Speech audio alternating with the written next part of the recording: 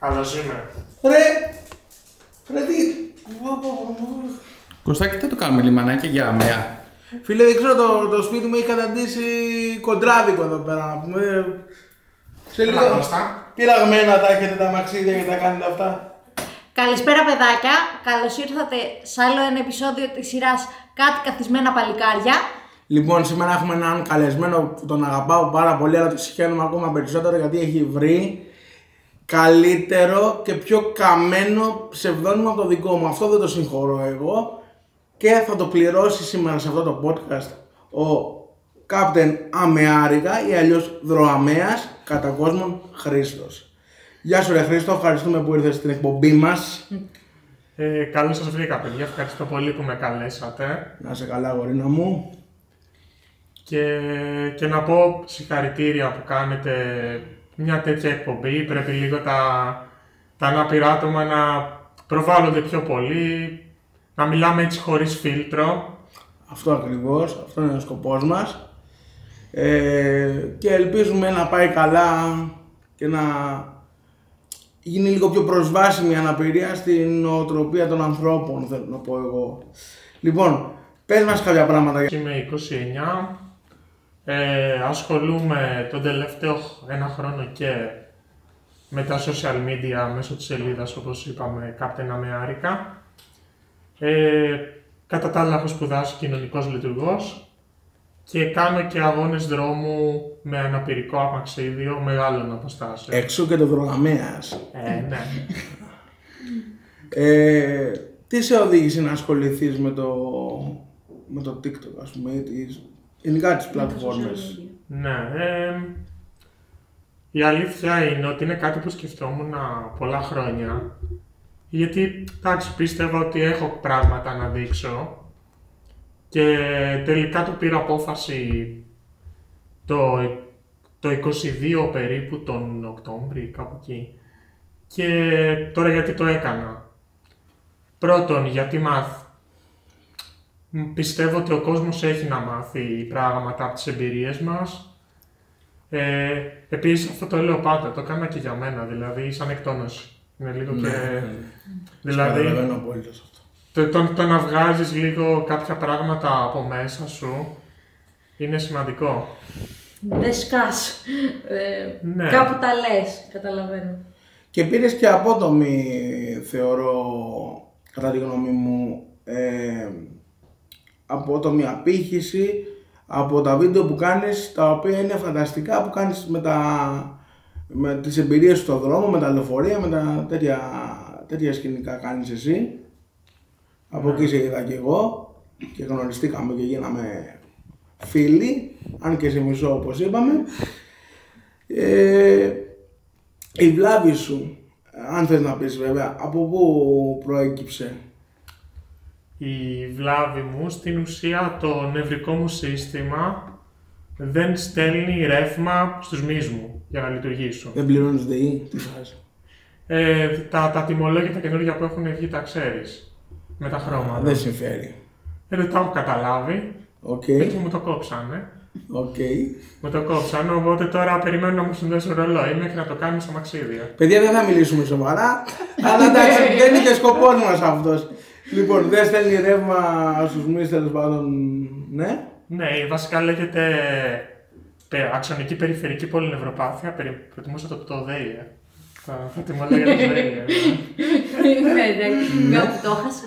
Ή αλλιώς λέγεται στα αγγλικά Charcot Marie-Tooth, είναι γαλλικό. Oh yes. Και στην ουσία, ναι, δεν φτάνει το ρεύμα στα χέρια και στα πόδια, ας πούμε, για να λειτουργήσουν οι μυς. Αυτή είναι μια πάθηση η οποία διορθώνεται, είναι εκφυλιστική. Τι ξέρουμε για αυτήν δηλαδή? Εγώ για τη δικιά μου περίπτωση δεν ξέρω πολλά. Θεωρητικά είναι εκγενετής, αλλά πάλι δεν είμαι σίγουρος γι' αυτό. Οι γιατροί δηλαδή δεν ξέρουν. Εμφανίστηκε όταν ήμουν 2,5. Είναι εκφυλιστική, δηλαδή περπάταγα και κάτσα περίπου σαν μαξίδιο το 18, μέχρι τότε με τα πατερίτσες, πάει κάπως έτσι.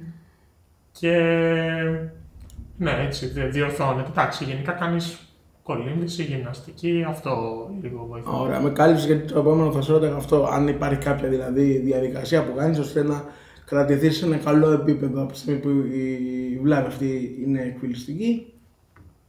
Ναι. Άθληση από ό,τι καταλαβαίνω. Ναι. Εγώ δεν έχω καμία σχέση με αυτά. Το έκανες σαν αποκατάσταση ή ασχολιώσουν με το άθλημα γενικότερα? Καλή ερώτηση. Ξεκίνησα σαν αποκατάσταση, περίπου το 14, δεν θυμάμαι. Και γενικά είμαι λίγο ανταγωνιστικό άτομο. Okay. Οπότε λέω, αφού κάνω που κάνω κολύμβηση, ας κάνουμε και πρωταθλητισμό. Να το κάνουμε ολοκληρωμένο. Ναι, μια ψυχή που είναι να βγει. Και εντάξει, γενικά η κολύμβηση είναι πολύ ευεργετική για νευρομυϊκές παθήσεις κτλ. Και έκανα στην ουσία κολύμβηση από το 14 που είπα μέχρι περίπου το 20. Είχες κάποιες διακρίσεις, κάτι? Ναι, συμμετείχα σε πανελλήνια κάθε χρόνο, ήμουν στην κατηγορία S3 και S2 και S4. Για όσους δεν γνωρίζω, εγώ γνωρίζω, αλλά για όσους δεν γνωρίζουν, τι είναι η κατηγορία S3 ρε παιδί μου? Ναι. Στο περίπου, εντάξει. Υπάρχουν κατηγορίες ανάλογα με τη βλάβη των ατόμων και πόσο σοβαρή είναι των αθλητών. Και είναι από το 1 μέχρι το 13 νομίζω. Και από το 1 μέχρι το 10 είναι στο 1 οι πιο σοβαρές βλάβες και στο 10 λιγότερο και μετά σε τα υπόλοιπα είναι για τυφλά άτομα και με νοητικές βλάβες. Άρα έγκυται στην κινητική δυσκολία του κάθε, στην κινητική βλάβη του κάθε ατόμου. Ναι. Η κατηγορία. Κάποιο άλλο άθλημα στην πορεία, εφόσον τα παράτησε και ταυτόχρονα με την κολύμβηση που ενδεχομένως να έκανες? Έκανα για 1 με 2 χρόνια πινκ-πονγκ. Αυτό με τα μπαλάκια που πες με τα μπαλάκια. Ναι. Okay. Έχετε παίξει ποτέ? Με τα μπαλάκια, πολλές ώρες. Πινκ-πονγκ όχι. Άλλο λέτε, συγγνώμη, μπερδεύτηκα. Πινκ-πονγκ όχι, δεν έχω παίξει. Αν και έχω... Μου φαίνεται πάρα πολύ δύσκολο. Αν και έχω βρεθεί σε χώρο που παίζανε και πινκ-πονγκ και αυτά, δεν το έχω. Νομίζω ότι δεν θα τα καταφέρω, οπότε δεν το έχω επιχειρήσει κιόλας. Ψέματα. Εγώ στο σχολείο είχαμε ένα τραπέζι πινκ-πονγκ, τώρα που το θυμήθηκα. Δοκίμασα μία φορά να παίξω με το γυμναστή μου και ήμουν σε φάση, ξέρεις, εύκολο είναι. Τραβάω μία με τη ρακέτα, ακόμα ψάχνω τον μπαλάκι. Δεν είναι καθόλου εύκολο. Ναι. Απλά την είχα σβήσει αυτή την ανάμνηση γιατί ξεφτυλίστηκα. Οπότε τώρα είναι ένα μπαλάκι σε τροχιά. Ναι. Κάπου εωρείται ένα μπαλάκι εδώ στην περιοχή της Δάφνης, το ψάχνουμε ακόμα. Αλλά εντάξει, ο καθένας προσπαθεί ρε παιδί μου. Όλος είναι σύμπτωση. Στη Δάφνη έπαιζα πινκ-πονγκ. Πού? Στο Πάσκα λέγονταν ο σύλλογος. Εκεί πέρα έπαιζα και στην ΑΕΚ και στον Παναθηναϊκό. Αιγτζής. Γενικά δεν παρακολουθώ μπάλα, δηλαδή ο Αράουχος στην ΑΕΚ παίζει. Ναι. Αυτό ξέρω. Άρα δεν έχεις κάποια ομάδα που να υποστηρίζεις?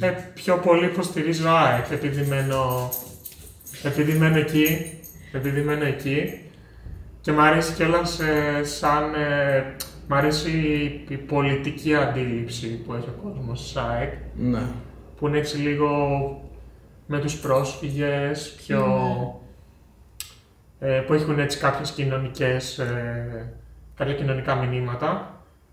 Αλλά ναι, γενικά δεν βλέπω μπάλα τόσο. Και εγώ, αν και είμαι ΑΕΚ, να το πούμε παιδιά, αυτό μη φανατίζεστε με ομάδες, μη φανατίζεστε με οπαδικά. Όλα από τη στιγμή που παίζουν χρήματα, έτσι να το πούμε αυτό, από τη στιγμή που παίζουν χρήματα, στοιχήματα και ιστορίες, δεν αξίζει να πέρα του χαβαλέ του να κάνουμε με δυο φίλους να πελαχτούμε, μέχρι εκεί.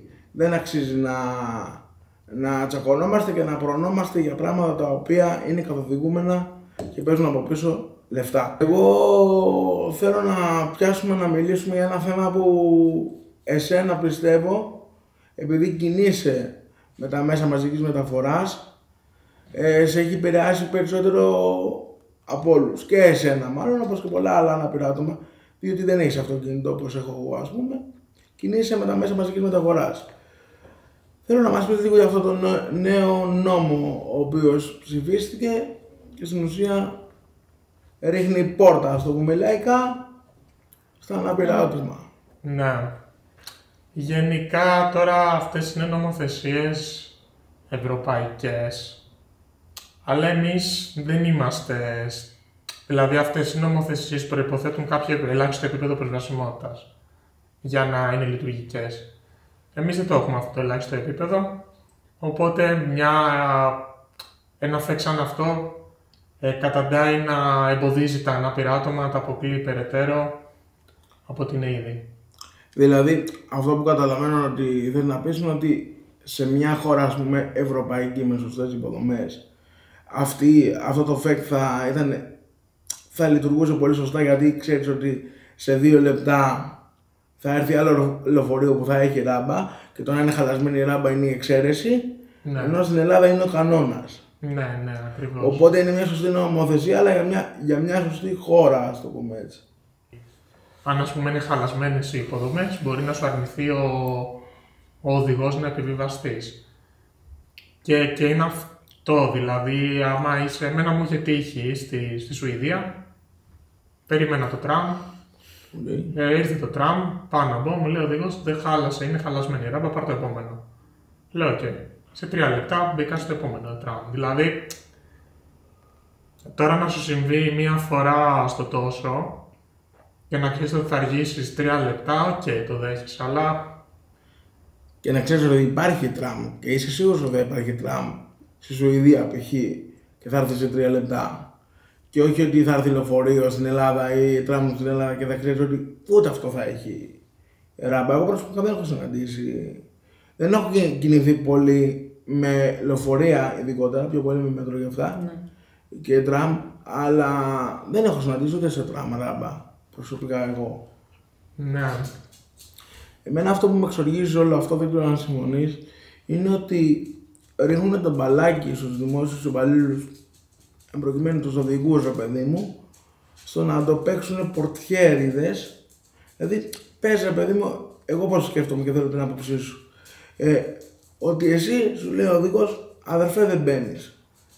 Και εσύ παρακούς και μπαίνεις, γιατί να πας στη δουλειά σου. Είναι δικαίωμά σου. Εκεί τι πιστεύεις ότι θα συμβεί? Δεν ούτε εγώ αυτό πώς το φαντάζομαι. Όταν σου πει ο οδηγός δεν μπαίνεις, δεν θα μπορείς να μπεις ούτως ή άλλως. Δηλαδή ο οδηγός νομικά έχει, ας πούμε, πρέπει να σου παρέχει κάποια βοήθεια. Δηλαδή να σου κατεβάσει τη ράμπα και να σε σπρώξει. Τώρα αυτό επειδή δεν είναι ξεκάθαρο και δεν υπάρχουν υποδομές, άμα θεωρήσει ο οδηγός ότι αυτή η βοήθεια είναι πολύ, π.χ. αν έχεις ένα αμαξίδιο, το άμα πρέπει να σε σηκώσει, δεν μπορεί να το κάνει. Είναι και δεν το ζητάμε. Δεν είναι υποχρεωμένο αυτό. Ναι, αλλά το θέμα είναι σε αυτό, δεν υπάρχει κάποια λύση. Διαβάζοντας το ΦΕΚ, εγώ και ο Κώστας τουλάχιστον αυτό καταλάβαμε, ότι επειδή δεν διευκρινίζει τι πρέπει να απαγορεύει ο οδηγός και τι όχι, μπορεί να κρίνει ο συγκεκριμένος οδηγός ότι επειδή εσύ θέλεις έναν χρόνο να βγεις από το βαγόνι και πρέπει να σε περιμένει για να μην σε κλείσει μέσα ή στη χειρότερη περίπτωση να σε κλείσει με τις πόρτες, που έχει συμβεί, να πω εδώ στον Κώστα μαζί όταν πηγαίναμε με το μετρό, μπορεί να θεωρήσει πολυτέλεια να σου παρέχει αυτή τη βοήθεια και να σου πει ότι ξέρεις κάτι, δεν μπορώ να σε δεχτώ γιατί δεν είναι κατάλληλες οι υποδομές. Εκεί δεν υπάρχει το παραθυράκι του ξέρεις κάτι, αυτό που κάνεις είναι παράνομο. Ναι. Γιατί του δίνει όλο το δικαίωμα να το κάνει. Πώς το έχω καταλάβει εγώ. Εκεί που με προστατεύει εμένα, ας πούμε. Γενικά είναι πολύ, πολύ δύσκολο αυτό το κομμάτι. Και εγώ δηλαδή όταν θα μιλήσω για κάποιο τέτοιο ζήτημα, το μόνο που μπορώ να πω είναι απλά πρέπει να φτιαχτούν υποδομές, παιδιά. Δηλαδή δεν μπορείς να πεις κάτι άλλο. Δηλαδή. Να τηρούνται όμως. Ναι. Δηλαδή αν εγώ ας πούμε μου τυχαίνει ο οδηγός να μου κλείσει την πόρτα, να φύγει οτιδήποτε, στις 9 φορές από τις 10 ας πούμε, αν απλά λειτουργούσε η ράμπα ή ήταν καλή στάση, δεν θα γινόταν αυτό. Θα μπαίναμε καν στη διαδικασία. Έχω δει ένα βίντεο σου, το οποίο το έχω κάνει και ντουέτο στο TikTok, το οποίο έγινε viral και καλά έκανε και έγινε, που ο οδηγός σου λέει στην ουσία ότι για ποιο λόγο δεν έχεις προσωπικό βοηθό και δεν θα πρέπει να βγαίνεις έξω χωρίς βοηθό και δεν πρέπει να βάζεις όλα τα λεφτά στην τσέπη σου. Πες μας λίγο, επειδή έχει παρανοήσει ο κόσμος σε αυτό το κομμάτι, πραγματικά παιδιά έχετε παρανοήσει σε αυτό το κομμάτι λίγο, το τι σημαίνει αναπηρική σύνταξη και τι σημαίνει προσωπικός βοηθός, ότι δεν έχουν καμία σχέση. Εξήγησε το λίγο, είσαι ο μόνος που μπορείς. Ο προσωπικός βοηθός είναι ανεξάρτητος από την αναπηρική σύνταξη, δεν παίρνεις κάποια λεφτά να το πληρώσεις, ή πληρώνεται κατευθείαν από το κράτος. Και είναι σημαντικό επίσης να πούμε ότι ο προσωπικός βοηθός δεν είναι υποκατάστατο των υποδομών. Δηλαδή δεν είναι, έχεις προσωπικό βοηθό, δεν χρειάζεσαι ράμπες, δεν χρειάζεσαι ασανσέρ, δεν είναι αψιβαρίστας ο άνθρωπος και έτσι πρέπει να ξοδεύει και πιο πολλά λεφτά το κράτος, άμα να χρειάζεται ένα άτομο όλη μέρα, δηλαδή ο κόσμος έχει παρεξηγήσει τελείως αυτό ακριβώς. Ο προσωπικός βοηθός δεν είναι μουλάρι να σε κουβαλάει που λέμε, και το λέω πολύ χύμα και λαϊκά. Και εκτός αυτού, αν δεν κάνω λάθος, ο προσωπικός βοηθός εγκρίνεται, δεν παρέχεται σε όλους. Ναι, ακριβώς. Και επιλέγεις βασικά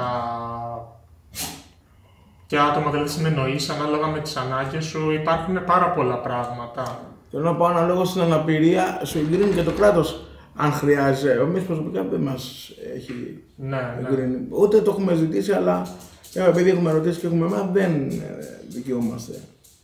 Πλέον το γράφει, και επειδή έχουμε και τις κάρτες αναπηρίας που λέμε τις ηλεκτρονικές, πλέον το γράφει ότι δεν χρήζει προσωπικού βοηθού. Αυτό που ήθελα να πω είναι ότι μπορεί π.χ.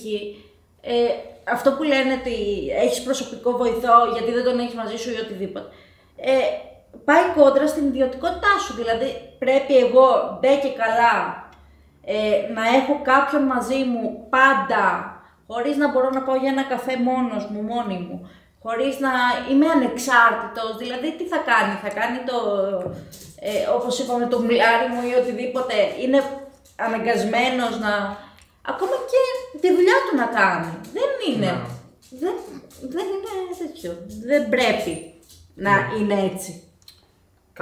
Κάτι που δεν καταλαβαίνει πολλοί κόσμος είναι ότι οι υποδομές ωφελούν τη μισή Ελλάδα στην ουσία. Δηλαδή οι ράμπες κτλ.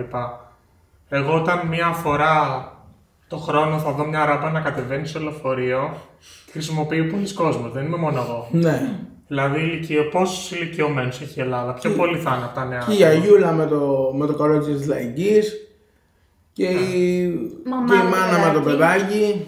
Ένα μικρό παιδί, ας πούμε, που είναι στον Ήπιο, το χρειάζεται κυριολεκτικά η μισή Ελλάδα. Οπότε, είναι κάτι που ωφελεί όλη την κοινωνία και την ανεξαρτησία όλης της κοινωνίας.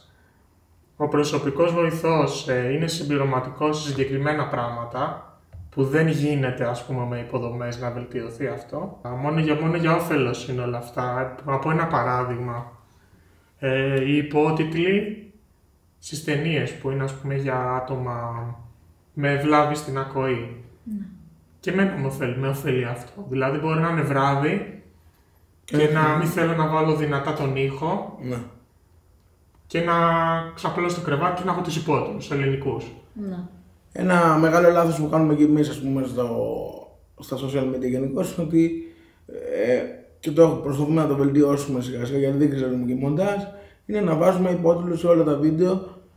Είναι μεγάλο λάθος, δεν το είχαμε σκεφτεί, ότι υπάρχουν και άνθρωποι οι οποίοι θέλουν να δουν τα βίντεο σου, αλλά δεν έχουν την βλάβη της ακοής, οτιδήποτε άλλο, ή αυτό που είπες, μπορεί ο άλλος να θέλει να το δει στο κρεβάτι του με χαμηλωμένη ένταση. Ναι, εσύ το κάνεις αυτό και είναι από σένα το είδα και παραδειγματίστηκα. Είσαι παράδειγμα για μένα, Χρήστο. Είσαι σοφός, αν και είσαι μεγαλύτερος να πούμε εδώ, με περνάς ένα χρόνο, οπότε είναι λογικό να με παραδειγματίζεις, αγόρι μου. Ναι, πιστεύω, εντάξει, και εγώ έχω μάθει γελάει. Ωραία, μου απαντάει σοβαρά. Και εγώ έχω μάθει πολλά από εσάς, δηλαδή εγώ γενικά δεν ήξερα πολλά ανάπηρα άτομα σε αμαξίδιο και τα λοιπά και έχω μάθει από εσάς και άλλα παιδιά άπειρα πράγματα. Άπειρα και ανάπηρα. Άπειρα, ανάπηρα, ναι. Άπειρες ανάπηρες. Να το ακούσω. Ήταν ώρα. Αυτό είναι τίτλος για ερωτική ταινία. Άπειρος ανάπηρες, έτσι. Όπου χρειάζεσαι βοήθεια και τη ζητάς. Γιατί είναι σημαντικό να τη ζητάς τη βοήθεια και να τη δίνεις με το ζόρι. Αυτό είναι άλλο κομμάτι. Και δεν πρέπει να γίνεται, το έχουμε πει άπειρες φορές. Όταν όμως τη ζητάς τη βοήθεια, όλοι οι άνθρωποι χρειαζόμαστε. Την έχεις. Γενικά, όπως προαναφέραμε, κινούμε με τα μέσα μόνο. Ναι. Οπότε είμαι όλη μέρα έτσι. Γενικά, έχω καεί λίγο σε αυτό το κομμάτι, γιατί ναι, να απαντήσω, βοηθάει ο κόσμος, αλλά έχω φτάσει εγώ σε ένα σημείο που δεν θέλω να ζητάω βοήθεια. Θα μου πεις, γιατί. Δικαίωμά σου, αλλά ναι, γιατί. Το γιατί έχει ενδιαφέρον, γιατί θα ζητήσω βοήθεια και ο άλλος αντί να με ρωτήσει τι χρειάζομαι, θα κάνει το κεφαλιού του. Οπότε δεν θέλω να... Εντάξει, απ' τη μία νιώθω, ας πούμε, λέω με βοηθάει, μη τη λέω στον κόσμο, αλλά από ένα σημείο και μετά. Όταν κάποιο άτομο σου λέει να το βοηθήσεις, ξέρει καλύτερα από σένα τι βοήθεια χρειάζεται. Δηλαδή μπορεί να πω ένα σκαλάκι, να μ' ανεβάζει, ας πούμε. Μ' ανεβάζει και μετά μπορώ να πω αφήστε με, ευχαριστώ πάρα πολύ, συνεχίσω μόνος μου. Και δεν με αφήνουνε, με υιοθετούνε και μου λένε θα σε πάω. Και λέω πού θα με πάτε. Δηλαδή, αλήθεια, από ένα σημείο και μετά μπορεί να προτιμήσω να κινδυνεύσω από το να εμπλακώ σε τέτοιες καταστάσεις. Γιατί ακόμα και να πέσει, εγώ καταλαβαίνω πώς το λέω, ότι ακόμα και να πέσει ο ίδιος, ξέρει και τον τρόπο που θα πέσει και πώς θα χτυπήσει λιγότερο. Ενώ αν κάποιος από καλοσύνη, δεν κατηγορούμε τον κόσμο, πάει να κάνει το κεφαλιού του, μπορεί να του δημιουργήσει σοβαρό τραυματισμό και ατύχημα. Και δεν έχουμε και περίσσευμα να σπάσουμε χέρια, ας πούμε, ή οτιδήποτε. Ναι. Εγώ θέλω να φύγουμε λίγο από το θέμα αναπηρία και να το πάμε λίγο στο επάγγελμά σου που έχεις τελειώσει κοινωνικός λειτουργός και φαντάζομαι θα ασχοληθείς με αυτό, έτσι. Ναι. Πώς το σκέφτεσαι, ποια είναι τα όνειρά σου, ρε παιδί μου, πάνω στο εργασιακό κομμάτι, σαν Χρήστος. Ναι. Γενικά αυτή είναι μια σχολή που τη διάλεξα. Πρώτα γιατί πρώτα για μένα το έκανα, ήθελα λίγο έτσι να κατανοήσω κάποια πράγματα. Ναι. Ειδικά πιστεύω σαν ανάπηρο άτομο ή σαν μειονότητα στην Ελλάδα. Υπάρχουν πολλές μειονότητες και οι μειονότητες στην Ελλάδα μέχρι κάποιο βαθμό καταπιέζονται. Αντιμετωπίζουν διακρίσεις. Πρέπει να ξέρεις λίγο πώς λειτουργεί η κοινωνία για να μην φρικάρεις. Γιατί βλέπω πολλά άτομα, ανάπηρα π.χ., τα οποία δεν μπορούν να διαχειριστούν όλη αυτή την πίεση. Θα μου πεις είναι λύση να σπουδάσεις κοινωνική εργασία. Ο καθένας όπως μπορεί το αντιμετωπίζει. Και ότι αγαπάει, έτσι. Σίγουρα. Άμα το αγαπάς και το κάνεις, είτε κάνεις κοινωνική εργασία, είτε κάνεις οτιδήποτε άλλο, άμα βγαίνει από την ψυχούλα σου και αυτά, κομπλέ είναι. Οπότε ναι, μ' άρεσε σαν σπουδές προφανώς και ήταν και έτσι ένας τρόπος να μάθω δύο πράγματα. Και από εκεί και πέρα αυτό που μ' αρέσει εμένα είναι, ας το πούμε, εκπαίδευση. Να το πούμε έτσι με μια λέξη. Δηλαδή μ' αρέσει να μιλάω σε σχολεία για την αναπηρία, και πιο μικρά, ηλικίες πιο μικρές, π.χ. νηπιαγωγείο. Μια φορά έχω πάει, θα ήθελα να ξαναπάω. Και σε σχολές. Γενικά εμένα αυτό θα μ' άρεσε να κάνω πιο πολύ. Ωραία πάσα. Το νηπιαγωγείο, τι γεύση σου άφησε? όταν μιλάς σε ένα παιδί νηπίου 3-4 χρονών, ναι, τι είναι αυτό, επειδή και εγώ έχω μιλήσει στη σχολεία, αλλά δεν είναι... Όχι τόσο μικρή ηλικία. Όχι τόσο μικρή ηλικία. Πες μου λίγο, πώς το νιώθεις αυτό το πράγμα? Πιστεύω ότι είναι από τα πιο δύσκολα πλαίσια να μιλήσεις. Γιατί, εντάξει, δεν θα πάω στα παιδιά να πω για τον οδηγό που λέγαμε πριν. Δηλαδή, γενικά, σε αυτό το κομμάτι θέλεις απλά να αντιμετωπίσεις στερεότυπα που μπορούν να δημιουργηθούν στα παιδιά. Και αυτό είναι πιο εύκολο να γίνει σε μια μικρή ηλικία, π.χ. 5 χρονών. Και αυτό προσπαθώ, δηλαδή να μιλήσουμε, να μου πούνε τις απορίες τους. Παίξαμε και λίγο, δηλαδή απλά πράγματα. Πιστεύω ότι αυτό είναι ευεργετικό, δηλαδή και για μένα, όντας ανάπηρο άτομο, σκέφτομαι ότι όταν ήμουν μικρός,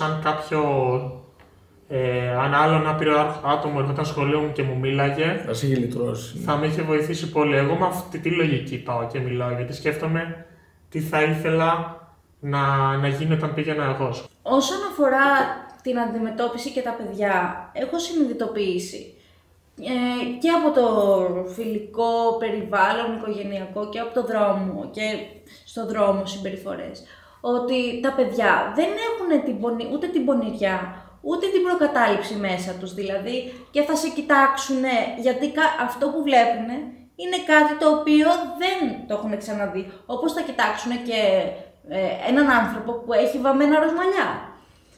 Θα το κοιτάξουν γιατί δεν είναι κάτι που βλέπουν συνέχεια, αλλά στη συγκεκριμένη περίπτωση της αναπηρίας βλέπεις γονείς που θα τα μαλώσουνε, θα τα σκουντίξουνε, θα τα σπρώξουνε, οπότε εκεί τα πονηρεύεις και εκεί μπαίνει η προκατάληψη ότι όπα, αυτό είναι κάτι το οποίο πρέπει να φοβάμαι, πρέπει να ντρέπομαι που υπάρχει και τους δημιουργεί την αμφιβολία. Άρα φταίνε ξεκάθαρα οι μεγαλύτερες ηλικίες. Ισχύει. Το σκέφτομαι λίγο περιστατικά που παιδάκια δηλαδή θα προχωρά και θα είναι δυνατή. Θα είναι μαμά, τι έχει το παιδάκι εκεί, εγώ θα στην αυτή για να τα πει.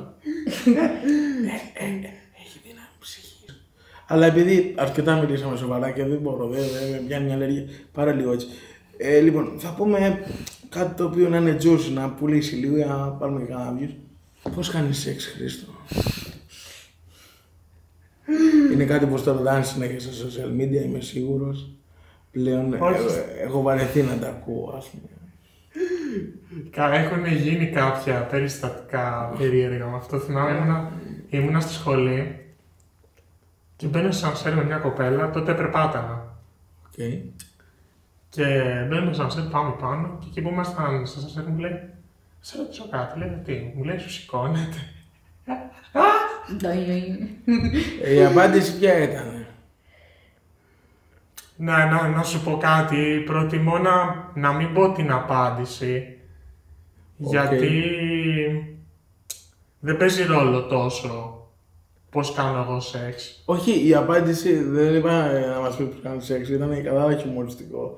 Η απάντηση που έδωσε στην κοπέλα εκείνη τη στιγμή που σου είπε αυτή την καφρίλα. Ναι, της είπα, της λέω ναι. Και μου λέει, οκ. Εγώ δεν σου λέγεις αυτό, να δοκιμάσουμε λίγο να δω και εγώ να σιγουρευτώ, ρε παιδί μου. Ήμουνα λίγο φιλόφιλης, τώρα. Αφού να κλείσει η κάμερα μου λες όλο προς τη γόλα, μην το παίζεις σοβαρό τώρα σε μένα.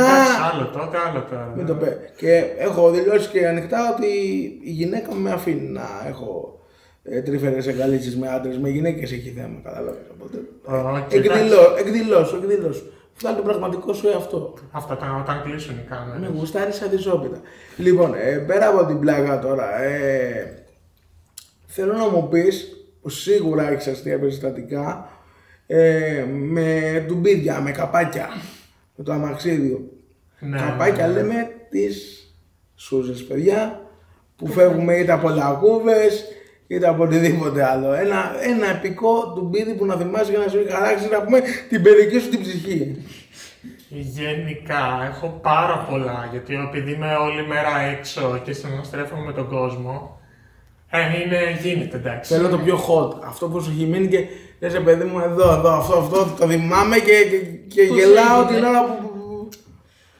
Θα πω ένα που έχει 2 κομμάτια, όσο πιο γρήγορα μπορώ. Μόλις είχα πάρει το αμαξίδιο και πάω Κεφαλονιά. Από εκεί είμαι. Καλοκαίρι και πάμε παραλία πρώτη μέρα. Η παραλία, για να πας εκεί που είναι η θάλασσα, ήταν πολύ κατηφόρα και πριν την άμμο είχε ένα beach bar. Ήταν δηλαδή κατηφόρα, beach bar, σκαλιά άμμος.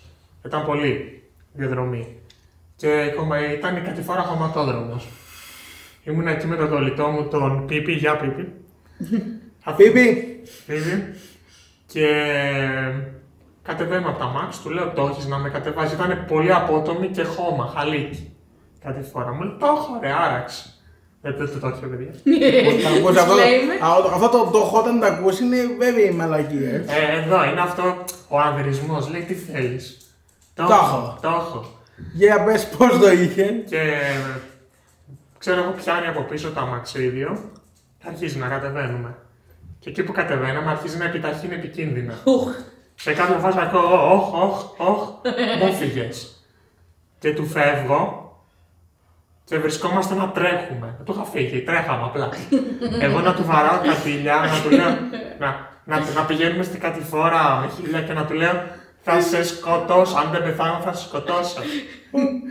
Πώς σταμάτησες μέσα στη θάλασσα. Ευθεία ήταν κρεμός, γιατί είχα πετύχει σκαλιά. Ναι.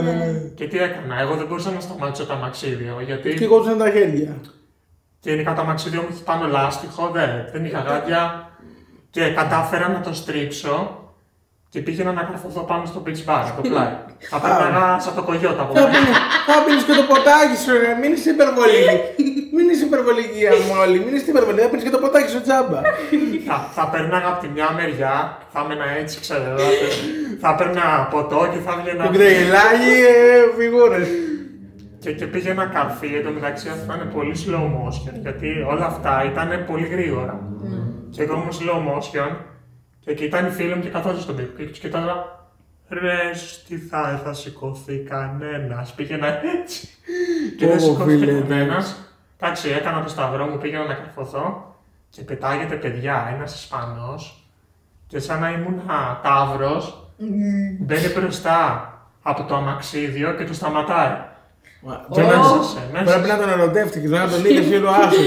Γύροά μου, ο Σούπερμαν. Τον κέρασα μετά κάτι πυρόνια, ήμουν σε φάση, αυτός δεν κατάλαβε ότι εκεί αντικειμενικά, εντάξει, μην είμαι στα δραματική, αλλά τραυματιζόμουν πολύ σοβαρά. Ναι, εντάξει, πήγαινα τώρα με 20 χιλιόμετρα την ώρα και να καρφωθώ πάνω σε ένα τοίχο, δηλαδή δεν θα κατέληγε καλά. Και δεν φορούσε και κράνος. Ναι. Και αυτό ήταν το story. Και μετά που πάμε να πω και το δεύτερο, γιατί έχει... Εννοείται. Έχει και συνέχεια. Είχαμε πάει σε ένα event στο Βόλο, που είχαμε πάει με πούλμαν. Στο πούλμαν είχα πάρει εγώ στο συνοδό τον Μπίπη που είπα πριν. Στο Μπίπης καθώς το δεν έμαθα την πρώτη φορά. Μπίπη μου, αγόρι μου, άστο. Έχει συνέχεια. Και στο πούλμαν δεν ήταν προσβάσιμο. Και έπρεπε να μπω ήθελε λίγο κουβάλιμα τότε. Και ήταν δηλαδή ο Πίπης ήταν και καλά και αυτή είναι η δουλειά του, εισαγωγικά να βοηθάει. Και με το που την πρώτη φορά που να μπω στο πούλμαν μου λέει να σε βοηθήσω να μπεις του όχι. Του λέω έχω μάθει το μάθημά μου. Έμαθα τα λάθη μου. Δεν θα με βοηθήσει ποτέ ξανά. Και πάω και σε ένα άλλο παλικάρι που ήταν βοηθός άλλου ατόμου, του λέω με βάλεις εσύ. Μου λέει ναι, με βάζω. Και αυτό γινόταν κάθε φορά που ήθελα να μπω και να βγω, με βάζει το άλλο παλικάρι. Ο Κώστας. Και από ένα σημείο και μετά έρχεται ο Πίπης και μου λέει ρε, είμαι σαν βοηθός σου και δεν με αφήνεις να σε βοηθάω. Του λέω με είσαι ξεφτυλής. Μου λέει άσε με να σε βοηθήσω. Και του λέω δίκιο, είσαι εδώ, έχει θέση. Και ήμασταν μέσα στο πούλμαν και ήταν να βγω. Και με παίρνει. Και με παίρνει στα βρωτά, έτσι. Κεφάλι εδώ, πόδια εδώ. Η πόρτα του πούλμαν είναι τόσο μεγάλη. Πάει να βγει και μου κοπανάει το κεφάλι στην άκρη, στην πόρτα. Και να προσπαθεί να βγει και να με κοπανάει και εγώ να φωνάζω ότι με σκοτώνει. Σταμάτα και εδώ προσπαθεί να με σιωπήσει. Και έτσι τον Πίπη δεν το ξαναπιστεύτηκα. Λοιπόν, ο Πίπης, παιδιά, πρέπει να αποχωρήσει από προσωπικός βοηθός του Χρήστου για να έχουμε Χρήστο και αύριο. Γιατί έχει πολλά να προσφέρει στην κοινωνία. Πίπη μου, αγόρι μου, εντάξει, δεν κάνουμε όλοι για όλα και εγώ θέλω να τρέξω πλάι στον Bolt, δεν μπορώ. Εγώ το έχω αποδεχτεί. Οπότε, άστο. Μετά και ψυχολογικά ο Πίπης, γιατί πήγαινε γυμναστήριο και σηκώνε τώρα τα σίδερα και λέγε δεν θα ξαναζηλευτώ ποτέ στη ζωή μου. Και είναι τώρα έτσι, ξέρω εγώ, ασβερκός. Και λέει δεν θα ξαναβρεθώ ποτέ σε δύσκολη θέση. Δεν μπορώ. Θα θέλω να μου πεις, κλείνοντας, όσο αφορά τα social media, έχεις ένα πολύ δυνατό κανάλι στο TikTok, θα το βάλουμε και στην περιγραφή εδώ για να σε ακολουθήσω, και στο Instagram. Τι θα ήθελες να κάνεις όσο αφορά τα social media, το σκέφτεσαι πιο σοβαρά, το θες να το έχεις χαβαλέ και ό,τι κάτσει, πώς βλέπεις το Χρήστο σου αυτό? Ναι, γενικά τα social media έχουν μία δύναμη, να το λέμε αυτό. Το TikTok ειδικά, εντάξει, έχουν κάνει όλοι οι πολιτικοί έχουν κάνει TikTok, δεν είναι τυχαίο. Οπότε κάνει δουλειά αυτή η επικοινωνία που κάνουμε και εγώ και εσείς και πολλά άλλα ανάπηρα άτομα και μία ανάπηρα άλλες ομάδες. Εγώ θα ήθελα να το συνεχίσω αυτό. Θα ήθελα να έχω κάποιες ιδέες έτσι για πιο... Δεν έχω δείξει τόσο πολύ στον κόσμο πώς είναι η μετακίνηση, έχω και άλλα πράγματα να δείξω. Σίγουρα. Οπότε το συνεχίζουμε αυτό και όπου βγάλει. Εγώ γενικά το concept των βιντεών μου είναι ότι είμαι μόνος μου, έξω, όπως πρέπει να μετακινούμε. Δεν είναι λύση, δηλαδή, όπου δυσκολεύομαι να λέω συνέχεια βοηθήστε με. Αυτό είναι, να το τονίσω, πρώτον είναι, νιώθω, εντάξει παιδιά είμαι δρομέας, δεν μου αρέσει να με βοηθάνε. Συνέχεια, εντάξει, νιώθω άσχημα. Σεβαστό εννοείται. Και δεν βοηθάει και τη χειραφέτησή μου. Οπότε θα δείξω. Άμα πέσω, τι θα γίνει, όλα. Και αυτό πιστεύω θα συνεχίσω να το κάνω όσο μπορώ. Στο εύχομαι και σου εύχομαι να πετύχεις ό,τι θέλεις στη ζωή σου πραγματικά, σε ό,τι έχει να κάνει επαγγελματικά, είτε με τα social media. Εύχομαι να πετύχεις όλα τα όνειρά σου. Σε ευχαριστούμε που ήσουν εδώ σήμερα. Πάρα πολύ επικοδομητική η κουβέντα μας. Ελπίζω να την ευχαριστηθήκατε και εσείς. Εσύ την ευχαριστήθηκες? Πάρα πολύ, να το ξανακάνουμε. Θα το ξανακάνουμε, αλλά θα είμαστε οι δυο μας. Ναι, οι δυο μας, αλλά δεν εννοώ το podcast να ξανακάνουμε. Αυτό κι εγώ αυτό εννοούσα, μην καρφώνεσαι. Εντάξει, ναι, ξέρω. Λοιπόν, να ακολουθήσετε τον Χρήστο μας ή αλλιώς Captain America στο TikTok και στο Instagram. Έχουμε εδώ τα link για τα follow και τα σχετικά. Ακολουθήστε και εμάς για περισσότερα βίντεο. Πώς τα λέμε αυτά, Ραφαέλα? Κάντε ένα like και ένα subscribe αυτό στο βίντεο και στο κανάλι εδώ στο YouTube. Θέλουμε τα σχόλιά σας για να βελτιωθούμε σε ό,τι ενδεχομένως θεωρείτε ότι κάνουμε λάθος. Θέλουμε και τα θετικά σας σχόλια, έτσι, όχι μόνο αρνητικά. Μην είστε κουφάλες. Λοιπόν, σας αγαπάμε πάρα πολύ. Ευχαριστούμε, Χρήστο, που ήσουν μαζί μας. Ευχαριστώ. Και εύχομαι ειλικρινά να τα ξαναπούμε. Ναι. Τώρα παίζουμε ξύλο. Έλα ρε. Κλείσανε οι κάμερες. Κλείσανε. Τολμάς και έχεις καλύτερο όνομα από μένα στο TikTok. Εσύ έβαλες το όνομα και το επίθετό σου. Έλα εδώ ρε.